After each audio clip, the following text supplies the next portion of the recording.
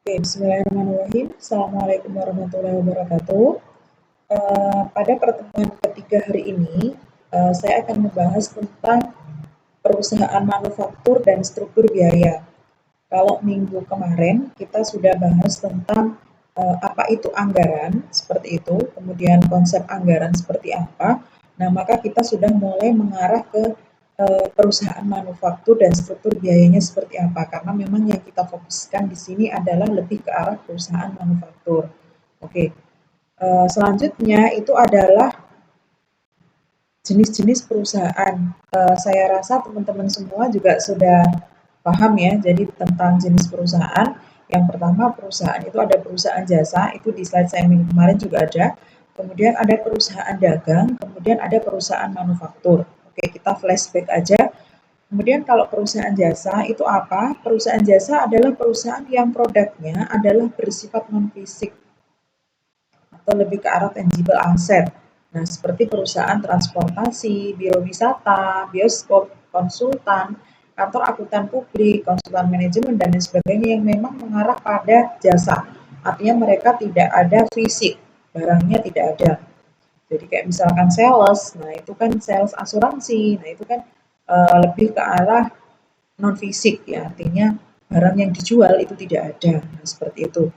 Kemudian kalau perusahaan dagang itu adalah perusahaan yang membeli barang dari perusahaan lain dan menjualnya kepada pihak yang membutuhkan atau konsumen. Contohnya adalah pasar swalayan, distributor peralatan elektronik, ataupun misalkan Anda punya usaha di rumah yang Anda itu tidak memproduksi sendiri produk itu, tetapi Anda beli dari perusahaan lain kemudian menjualnya kepada orang yang membutuhkan atau konsumen dalam hal ini. Kemudian selanjutnya adalah perusahaan manufaktur. Nah, kalau perusahaan manufaktur ini adalah perusahaan yang membeli bahan mentah, kemudian mengolahnya hingga menjadi produk jadi yang siap pakai.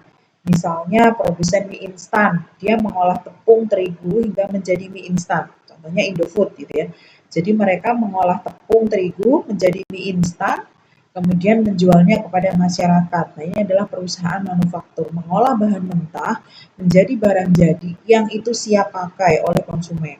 Nah, kemudian contohnya lagi produsen pakaian yang mengolah kain menjadi meja. Nah, itu adalah contoh perusahaan manufaktur. Oke, saya rasa sampai di sini teman-teman semua sudah paham ya terkait perbedaan perusahaan, baik itu jasa, manufaktur maupun perusahaan dagang.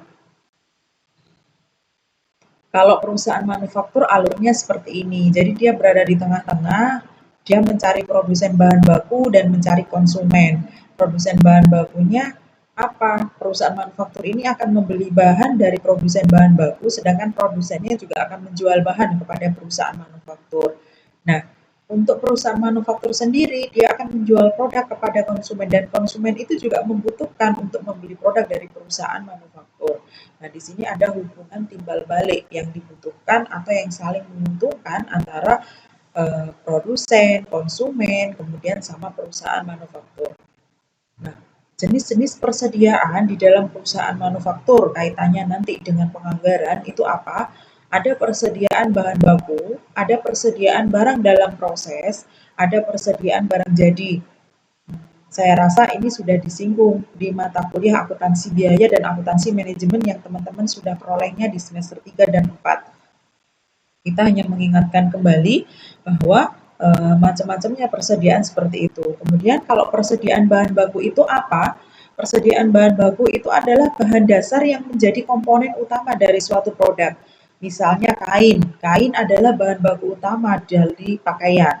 Kemudian kayu. Kayu itu adalah bahan baku utama dari sebuah meja, kursi, lemari, misalkan seperti itu. Itu adalah lebih ke arah bahan baku. Kemudian kalau persediaan barang dalam proses itu adalah bahan baku yang telah diproses untuk diubah menjadi barang jadi. Tetapi sampai pada tanggal neraca itu belum selesai proses produksinya. Jadi misalnya Anda membuat produk, sebuah produk pakaian misalkan, belum ada lengannya di dalam industri garment atau meja tulis yang belum dihaluskan di dalam industri mebel, itu namanya persediaan barang dalam proses. Itu perlu anggaran nggak Bu? Perlu. Kenapa?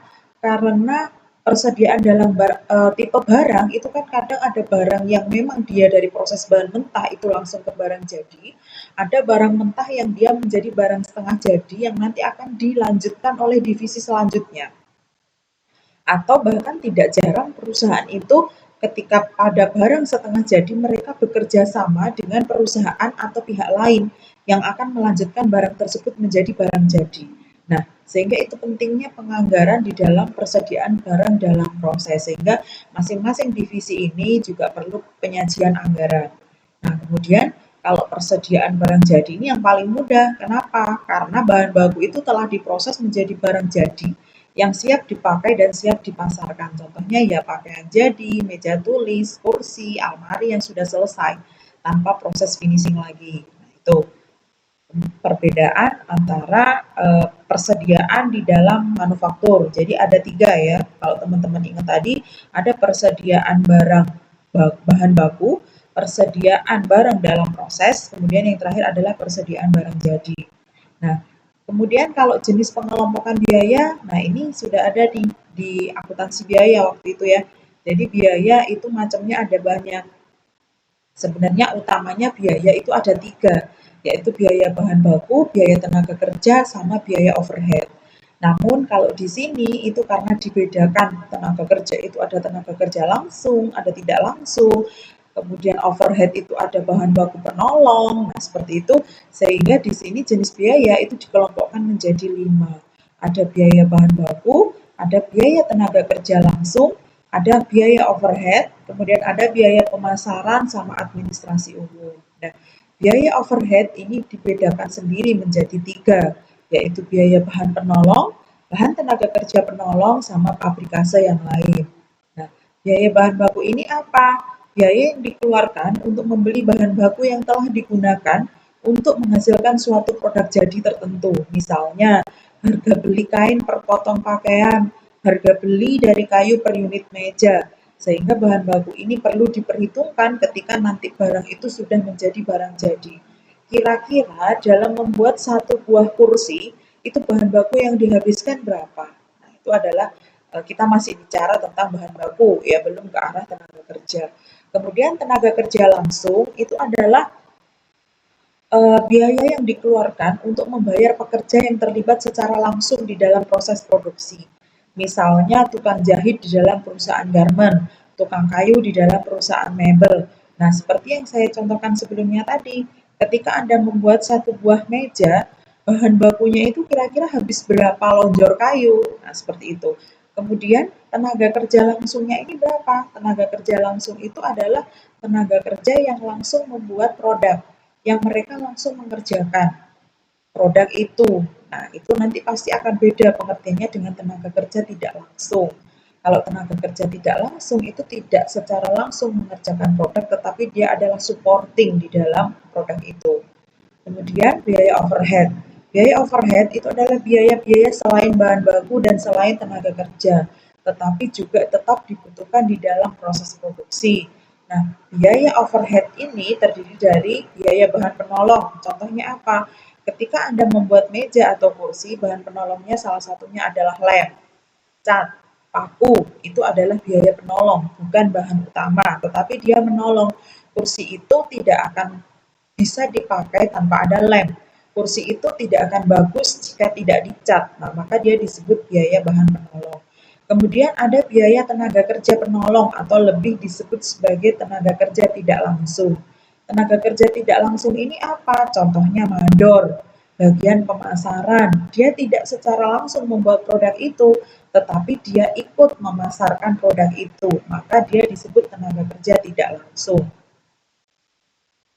Ini contohnya seperti yang sudah saya sebut tadi, cat, paku untuk menghasilkan meja tulis. Kemudian tenaga kerja penolong, ada kayu, tukang kayu, ada satpam, ada pabrik, ada mandor. Nah, itu. Kemudian kalau pabrikase yang lain adalah biaya tambahan, biasanya seperti biaya listrik, air, kemudian telepon, depresiasi bangunan pabrik, depresiasi mesin, itu masuk ke dalam biaya pabrikasi yang lain. Nah, kemudian kalau bicara biaya produksi itu yang dibahas hanyalah 3, yaitu biaya bahan baku, biaya tenaga kerja, sama biaya overhead. Nah, kemudian kalau biaya operasional itu ada biaya pemasaran sama ada biaya administrasi umum. Biaya pemasaran itu apa? Biaya pemasaran ini digunakan untuk menampung keseluruhan biaya yang dikeluarkan perusahaan untuk mendistribusikan barang dagangannya hingga sampai ke tangan langganan. Biaya ini mencakup gaji salesman, komisi salesman, biaya iklan, dan lain-lain. Itu. Kemudian kalau biaya administrasi umum itu lebih ke arah biaya operasi kantor, contohnya gaji direktur, gaji sekretaris, biaya listrik, biaya telepon, dan lain sebagainya. Kemudian kalau biaya perilaku biaya, jadi kita mengenal di dalam anggaran atau di dalam akuntansi biaya itu adalah perilaku biaya. Perilaku biaya itu contohnya ada biaya variabel, ada biaya tetap, ada biaya semi variabel. Nah, yang disebut biaya variabel itu apa? Biaya yang akan selalu berfluktuasi sejalan dengan perubahan tingkat aktivitas perusahaan. Jadi semakin besar volume produksi, maka semakin besar biaya yang dikeluarkan oleh perusahaan. Nah, jika aktivitasnya itu berkurang, maka biaya itu juga akan berkurang secara proporsional. Contohnya adalah biaya bahan baku, tenaga kerja langsung, atau biaya pemasaran. Kemudian ada biaya tetap. Biaya tetap itu adalah biaya yang relatif tidak akan berubah walaupun terjadi perubahan tingkat aktivitas. Artinya meskipun volume produksi itu semakin lama semakin meningkat, maka biaya tetap itu tetap dikeluarkan. Baik perusahaan itu produksi maupun tidak produksi, biaya tetap ini otomatis akan mengikuti perusahaan. Contohnya adalah sebagian dari biaya overhead, misalkan listrik, biaya listrik yang bukan untuk produksi ya, jadi biaya listrik yang memang untuk penerangan ruangan. Nah, itu kan otomatis dia akan tetap dibayar meskipun perusahaan itu tidak produksi, seperti itu. Kemudian yang terakhir itu adalah biaya semi variabel atau biasa disebut variabel ya. Biaya semi variabel ini adalah jenis biaya yang mengandung komponen variabel dan sebagian lagi mengandung sifat biaya tetap. Contohnya adalah biaya listrik. Kalau yang saya contohkan biaya listrik tadi sebagai biaya tetap itu adalah ketika listrik itu hanya sebagai penerangan saja. Ketika perusahaan melakukan proses produksi atau biaya gedung tadi, misalkan di biaya tetap. Tapi kalau semi variabel ini, biaya listrik kenapa masuk? Karena dia adalah semi. Variabelnya di mana? Ketika perusahaan itu membuat produk dan listrik itu menjadi biaya utama di sana, contohnya misalkan tukang las, otomatis semi variabel listrik ini. Kemudian air, telepon, nah itu juga termasuk contoh jenis biaya semi variabel. Nah, ini yang terakhir adalah grafik tentang perilaku biaya. Di bawah itu adalah waktu, yang di atas itu biaya tetap. Biaya tetap itu jumlahnya pasti akan tetap yang dikeluarkan selama proses produksi.